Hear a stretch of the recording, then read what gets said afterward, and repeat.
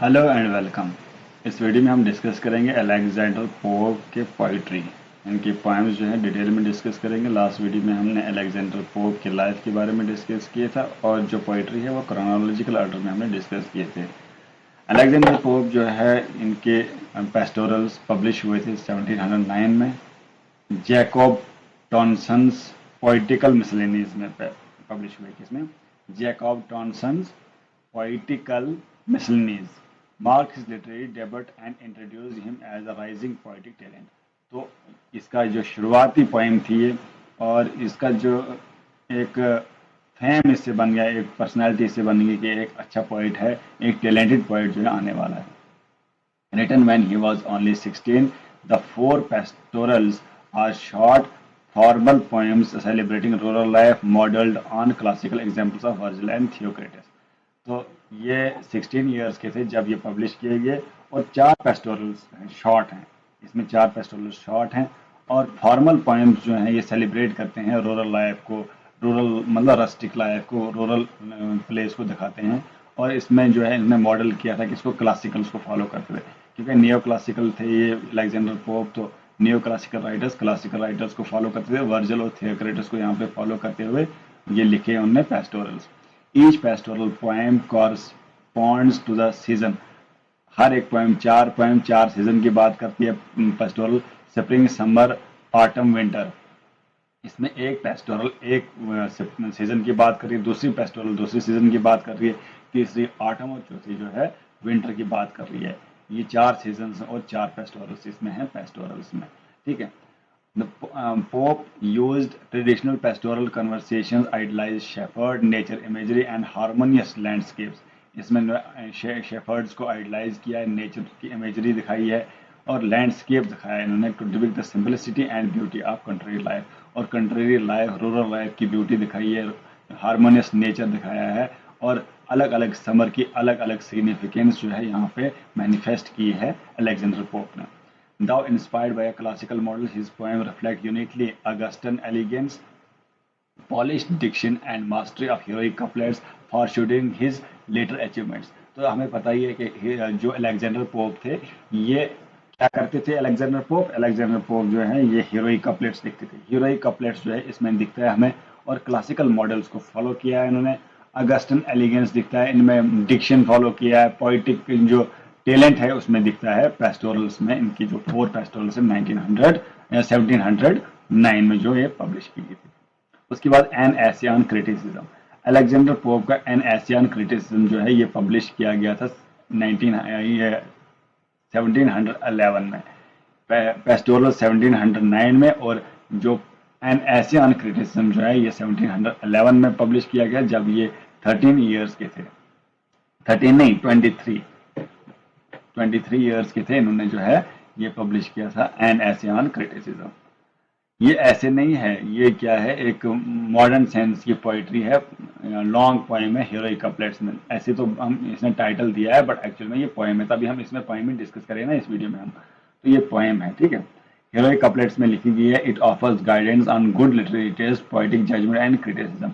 ये बताती है कि गुड लिटरेरी टेस्ट क्या होता है, पोइट्स को कैसे जज कर सकते हैं, क्रिटिसिज्म देती है इसमें। Drawing heavily on classical and new classical ideas, pop organises his work into three main parts. ये जो क्लासिकल और नियो क्लासिकल को फॉलो करते हैं, नियो क्लासिकल थे ये खुद, और क्लासिकल्स को फॉलो करते थे, और ये तीन पार्ट्स में एन एशियन क्रिटिसिज्म जो है ये डिवाइड किया गया है। The rules of good criticism, पहला, the common pitfalls of critics and writers and the moral qualities of good critics should poses.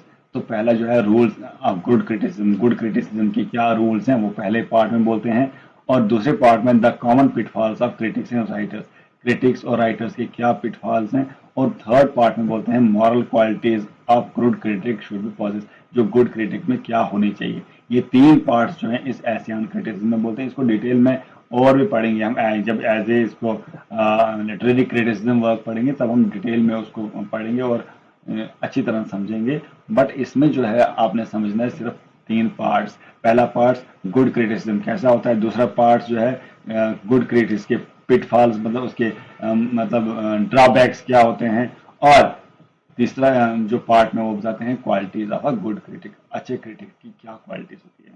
The first section emphasises learning from nature and classical authors. पहला section जो है ये किस पे stress देता है? Learning from nature and classical authors पे। Pope famously rights, pope लिखते हैं फर्स्ट फॉलो नेचर, बोलते हैं पहले तो नेचर को फॉलो करो, क्लासिकल मॉडल्स को फॉलो करना है, पहले नेचर को फॉलो करो। Arguing that good poetry should reflect natural order and universal truth. एक अच्छी पोएट्री जो है यूनिवर्सल नेचर को जो है कॉपी करती है, यूनिवर्सल ट्रूथ को कॉपी करती है।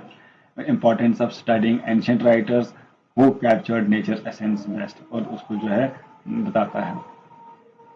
सेकंड पार्ट जो है ये वार्निंग करता है against such pride, envy and superficial knowledge. बोलता है ये नहीं होनी चाहिए एक गुड क्रिटिक में, एक गुड राइटर में। और क्रिटिसाइज करते हैं pedantic critics who value trivial details over true beauty and sense, जो ट्राइवल डिटेल को ज़्यादा वैल्यू करते हैं, अच्छी ब्यूटी सेंस को फॉलो नहीं करते हैं। और इसने मेमोरेबल एफोरिज्म जो है यहाँ पे क्वेन किया है, यहाँ बोला है a little learning is a dangerous thing. ठीक है, little learning is a dangerous thing, knowledge नहीं, हम बोलते हैं नॉलेज है। To err is human to forgive divine, let Homer's work be study and delight, read them by day meditate by night. ये इसने बोला है अलेक्जेंडर पोप ने एन एशियन क्रिटिसिज्म में, जो कि 1711 में लिखा गया। Encapsulating timeless truth about human behaviour and literary criticism. In the final section, Pope describes the qualities of an ideal critic. Ideal critic की क्या qualities होनी चाहिए? Humility होनी चाहिए, honesty होनी चाहिए, openness होनी चाहिए, to correction and freedom from prejudice. He highlights the moral responsibility of critics to nurture good writing rather than destroy it with malicious views. तो ये है इनके बारे में कौन? इनके बारे में जो अलेक्जेंडर पोप है एज ए क्रिटिक। अब हम डिस्कस करेंगे the rape of the log. The rape of the log जो है ये भी अलेक्जेंडर पोप ने लिखा है एज ए, ये भी पोएम है, क्योंकि एन एशियन क्रिटिसिज्म तो पोएम है ही है, मगर the rape of the log ये भी पोएम है। ये जो है 3 पार्ट्स में पब्लिश हुई, 3 पार्ट्स में मतलब 3 एडिशंस में पब्लिश हुई। ये अलेक्जेंडर पोप की मोस्ट सेलिब्रेटेड पोएम है, मॉक एपिक बोलते हैं इसको, मॉक एपिक या हीरोइक एपिक बोलते हैं इसको। और पहली पब्लिश हुई थी ये 1712 में। 1712 में 2 कैंटोस टोटल पब्लिश हुए, और उसके बाद इस 1712 जो वर्जन है ये रिवाइज किया गया फाइनल वर्जन में 5 कैंटोस में। ये 1714 में जो है 5 कैंटोस पब्लिश हुए। पहले 1712 में 2 कैंटोस, 1714 में 5 कैंटोस, और ये इंस्पायर हुई थी रियल इंसिडेंट पे। और 1711 पे जो है ये इन्वॉल्व अराबेला फार्मर इसमें इन्वॉल्व होता है, a celebrating valley of London high society and Lord Peter. इसमें जो है 2 मतलब करेक्टर पहले इंट्रोड्यूस होते हैं, पहले अराबेला फार्मर होता है और लॉर्ड पीटर होता है। अराबेला फार्मर एक अच्छे घर की लेडी होती है, बहुत रिच लेडी होती है, और उसको जो है क्या करता है लॉर्ड रॉबर्ट पीटर होता है, ये भी राजा का बेटा होता है, ये इसका लॉ काट लेता है, बाद में इस पे लड़ाई होती है। और Lord Peter who mischievously cut the lock of her hair during social gathering में इसका हेयर काट लेता है। The petty event is part of bitter quarrel between their prominent Catholic families. तो कैथलिक फैमिलीज में ये बैटल चलती है, इनके बीच में लड़ाई होती है, लॉर्ड पीटर के बीच में और अरेबेला फार्मर के बीच में। ठीक है, और जॉन कैरल जो है ये एक म्यूचुअल फ्रेंड होती है दोनों की, ये पॉप को बोलती है write a humorous poem to erase the tension. तो ये जॉन कैरल बोलता है, इनके बीच बोलता है कि इन जो अरेबेला फार्मर और लॉर्ड रॉबर्ट पीटर के बीच में जो लड़ाई हुई है, इसके बीच में आप एक पोएम लिखो। कौन बोलता है? जॉन कैरल, ये दोनों का फ्रेंड था, तो ये बोलता है इनको इसके बारे में एक पोएम लिखो, इसको एक अमर कर लो इस लड़ाई को। And asked Pope to write humorous poem, the Pope brilliantly transferred this trivial social scandal into a dazzling epic parody, applying the grand style of classical works like Homer's Iliad and Virgil's Aeneid. तो यहाँ पे Alexander pope इसको पूरा transform करता है अपनी poetry में, और इसमें अप्लाई करता है होमर की एलियड और वर्जिल की एनियड को, और इनको जो है कॉपी करते हुए लिखता है। Concern 18th century fashionable society को क्या करता है? क्रिटिसाइज करता है। The poem gently criticizes the vanity, superficiality, and elaborate ritual of London aristocracy, turning a minor slight into a cosmic drama. तो जो पोएम है ये जेंटली सटायर करती है वैनिटी को, सुपरफिशियलिटी को और रिचुअल्स को जो है, रिचुअल्स और लंदन अरिस्टोक्रेसी को जो है इसको एलेबोरेटली दिखाती है क्या है, क्या रिचुअल्स हैं, और ये सब मतलब वहाँ की सोसाइटी को एक्चुअल में यहाँ रिप्रेजेंट किया जाता है किसके द्वारा, अलेक्जेंडर पोप के द्वारा। तो ये बैकग्राउंड इसका पता होना चाहिए, इस पोएम का बैकग्राउंड क्या है। बैकग्राउंड ये है, दो फैमिलीज के बीच में लड़ाई थी, अरेबेला फार्मर और लॉर्ड पीटर। तो इसके बीच में जो है लड़ाई जब चल रही थी तो लॉक जो काटा वो एक्चुअल पोएम में काटा, मगर जो भी लड़ाई चल रही थी उस लड़ाई के बीच में जो है क्या होता है, जॉन कैरल बोलता है अलेक्जेंडर पोप को आप इसके बारे में पोएम लिखो। अलेक्जेंडर पोप इसको पोएम लिखता है और होमर्स इलियड वर्जिल्स एनियड को फॉलो करते हुए। ठीक है, अब कैंटो 1 पढ़ेंगे। कैंटो 1 जो है, the poem opens with a mock epic invocation parodying classical epics representing Belinda, the heroine, awakening from dreams sent by the protective sylph Ariel। तो जो एरियल है वो उसको बेलिंडा को क्या करती है, उसको जो है मतलब वो करती है, उसको जो है बोलती है, अलर्ट करती है, बोलती है कुछ गलत होने वाला है, तो उसको अलर्ट करती है। बेलिंडा की जो एक मतलब क्या होती है, बॉडीगार्ड होती है सिलिफ और aerial. Belinda is depicted as a goddess of fashionable society surrounded by cosmetics, jewelry, and servants. Pope humorously describes her elaborate morning toilet as a ritual akin of arming a warrior। तो यहाँ पे जो है एक servants हैं उसकी, high class की लड़की है, पूरा उसको अच्छी तरह डिपिक्ट करता है अलेक्जेंडर पोप फर्स्ट कैंटो में। The canto sets the tone of exaggerated seriousness for a trivial subject, a stolen lock of hair, and introduces the sylphs, airy spirits who guard Belinda's beauty। ये बताता है कि कैसे lock को, जो hair of lock है उसको चुराने से पहले कितने वहां पे उसके गार्ड्स थे, स्लिप्स था, एयरी स्पिरिट्स थे। बेलिंडाज ब्यूटी को यहाँ पे डिस्क्राइब करता है। It establishes the central conflict and highlights Pope satirical aim. Pope का क्या एम था, satirical, exposing vanity and superficiality among London elite. Canto 2 में जो है Belinda sails to Hampton Court on the Thames with fashionable friends. तो canto 2 में जो है बेलिंडा कहाँ सेल करती है, हैम्पटन कोर्ट में चले जाती है, थैम रिवर के क्रॉस में चले जाती है, साथ साथ में कहाँ चले जाती है, हैम्पटन कोर्ट में जाती है। फैशनेबल फ्रेंड्स उसके साथ होते हैं, बड़े घर के लोग, वो खुद भी बड़े अपर क्लास की थी। As she travels the sylphs Ariel instructs his airy arms to protect Belinda from harm specially any threat of her honour and beauty. तो जैसे वो वहां पे चली जाती है तो ये एरियल है, एरियल सब अपने जो सर्वेंट्स है, सब सर्वेंट्स को अलर्ट करता है, बोलता है इसके एयर को बचाना, सबको बोलता है कि अपने अपनी ड्यूटी देता है कि इसकी जो प्रोटेक्शन है बेलिंडा की वो करनी है। This river scene provides lush, playful descriptions of 18th century social life। तो वहाँ पे river scene है वो poet describe करता है। Pope continues his mock heroic tune by comparing the boat's gentle movement to great epic voyage। तो बोलता है यहाँ पे पोप जो है यहाँ पे मॉक हीरोइक टोन में कंपेयर करता है बोट का जेंटल मूवमेंट और वॉयेज के बीच में जो है कंपेयर करता है। Boat's gentle movement to a great voyage, इसको जो है क्या करता है, कंपेयर करता है। और he foreshadows impending disaster of hinting at an unknown danger approaching Belinda. बोलता है कि अब जो है डेंजर आने वाला है बेलिंडा की तरफ। और through the slips comedic seriousness and Belinda radiant beauty canto 2 highlights heightens suspense while satirizing exaggerated importance of society placed on appearance and flirtation। यहाँ पे कैंटो 2 में जो ये डिस्क्राइब करते हैं, वहाँ पे फैशनेबल सोसाइटी को डिस्क्राइब कर रहा है, वहाँ पे कितनी फॉर्मेलिटीज कर रहे हैं और अपर क्लास लोगों के क्या चौंसले हैं वो सब बताता है इसमें।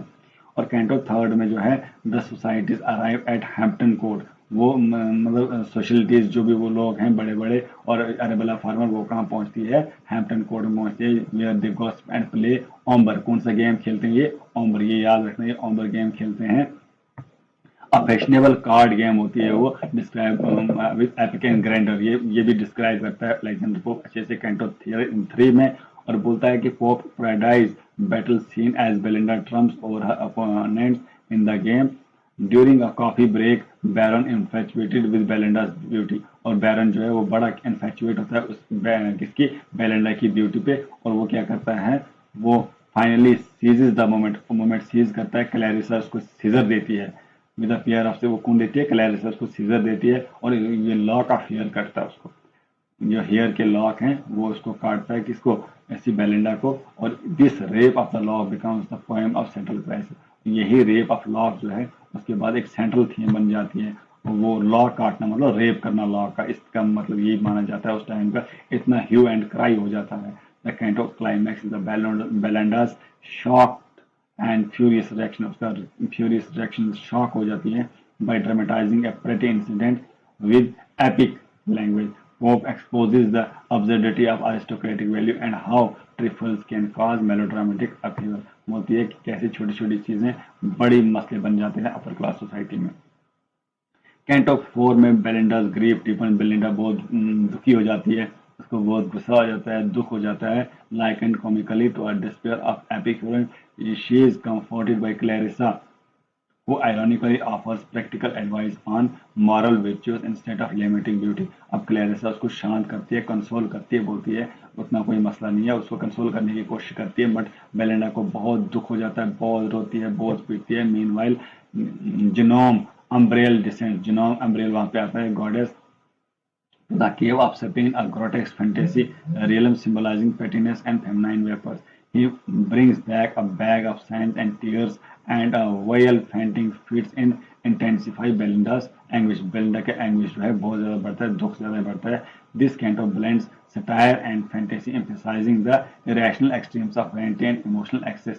तो इस कैंटो में जो है सटायर और फैंटेसी यहाँ पे बताया गया है और यहाँ पे एम्फेसाइज किया है extremes of vanity and emotional excess पे। पोप मॉक करता है बोथ मेल और फीमेल बिहेवियर पे, highlighting how society's obsession with beauty turns minor slight into tragic drama. और कैंटो 5 जो है, कैंटो 5 में a mock epic battle erupts with fans snuff and shots as Belinda confronts the Baron। और जो fan snuff वहाँ पे आते हैं, शॉट करते हैं, वहाँ पे वो गॉड्स आते हैं, वो एरप्ट शॉट करते हैं और बेलिंडा जो है वो कन्फ्रंट करती है बैरन को।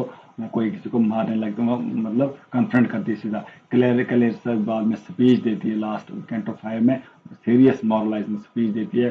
Fleeting natures of beauty and need of good sense and poems only moment of sincere advice. यहाँ पे सिंसियर एडवाइस मिलती है लोगों को जो क्लेरिसा देती है। क्लेरिसा मतलब अलेक्जेंडर पोप ही देता है उसके through.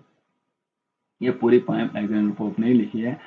The lock mysteriously vanishes, prompting Pope to immortalize it among the stars as the constellation, ensuring Belinda's fame endures। तो ये जो है वैनिश हो जाता है वहाँ पे और इमोर्टलाइज हो जाता है। ये बताता है कि स्टार्स जो है वो इस लॉक जो है वो वैनिश हो जाता है, वो स्टार बन जाता है, कॉन्स्टेलेशन की तरह वो एक स्टार बन जाता है। और the poem ends with playful grandeur, reinforcing the contrast between trivial causes and grand consequences। Pope's conclusion both entertains and criticizes social pretensions, showing how society shadows priorities and escalates insignificant incident into calamity। कैसे society जो है इन चीज़ों पे बहुत ज़्यादा ध्यान दे रही थी, अपर क्लास के लोग उसमें ज़्यादा ध्यान देते थे। अब कंक्लूजन में क्या बोलता है, the rape of the lock was based on the actual जो फ्यूड हुआ था, लड़ाई हुई थी उसके बेस पे है। और यहाँ अरिस्टोक्रेटिक सोसाइटी पे जो है क्रिटिसाइज किया गया है, अपर क्लास लोगों के सोसाइटी पे क्रिटिसाइज किया गया through epic conventions applied to a trivial event। He exposed the absurdity of society obsessed with appearances। The poem remains a masterpiece of Augustine। Augustan एज की एक मास्टरपीस है। और यहाँ पे इसकी इंपॉर्टेंट कोट्स है, Belinda smiled and all the world was gay. Important line है, ये आ सकते हैं, ये किस कैंटो में, कैंटो 2 में है। On her wide breast a sparkling cross of war which जीव्स might किस एंड इनफाइडल एडोर। ये याद रखना, ये आप इसी पहचान सकते हैं, ये हीरोइक कपलेट है। तो ये अलेक्जेंडर पोप ने लिखी है कैंटो 2 में। Coffee which makes politicians wise and see through all things with half shut eyes. ये भी कैंटो 3 में लिखा गया है। जब कॉफी वो पीते हैं तो वहीं पे जो है उसका लॉक काटा जाता है। तो ये पोएम है अलेक्जेंडर पोप की, the rape of the lock. तो नेक्स्ट वीडियो में डेंसियर डिस्कस करेंगे डिटेल में। तो इसके जो है आपने याद रखने हैं सारी चीज़ें जो इंपॉर्टेंट है एग्जाम पॉइंट ऑफ व्यू से।